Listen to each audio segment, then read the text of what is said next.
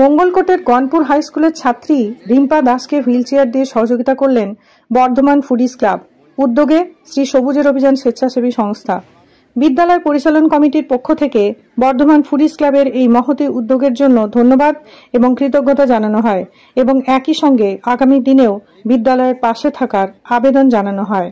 প্রসঙ্গত, চলতি বছরের 9 এপ্রিল এই বিদ্যালয়েরই ছাত্রী মন্দিরা পাল এবং 13 এপ্রিল বর্ধমান পৌরসভার অন্তর্গত দুবরাজদিঘি হাই স্কুলের ছাত্র শেখ রিঙ্কুকে 2টি হুইল চেয়ার দিয়ে সহযোগিতা করেছিলেন বর্ধমান ফুডিজ ক্লাব। বিশেষ সংবাদদাতা blue light news. Bardhaman foodies club তাদের যে মহতী উদ্যোগ বা মহতী কার্যক্রম তারই অঙ্গ হিসাবে বিশেষভাবে সক্ষম ছাত্রছাত্রী সাধারণ মানুষের জন্য এই ধরনের যান তারা দান করেন। তাদের এই উদ্যোগকে আমরা প্রথমেই সাধুবাদ জানাচ্ছি।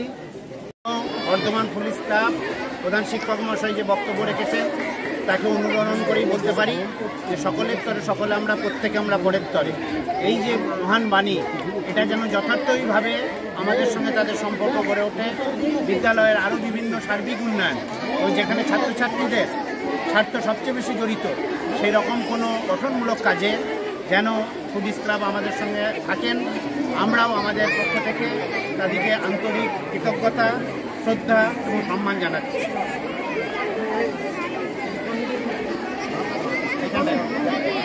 ওটা তো ধরো, ওটা না ধরলে কি করে হবে?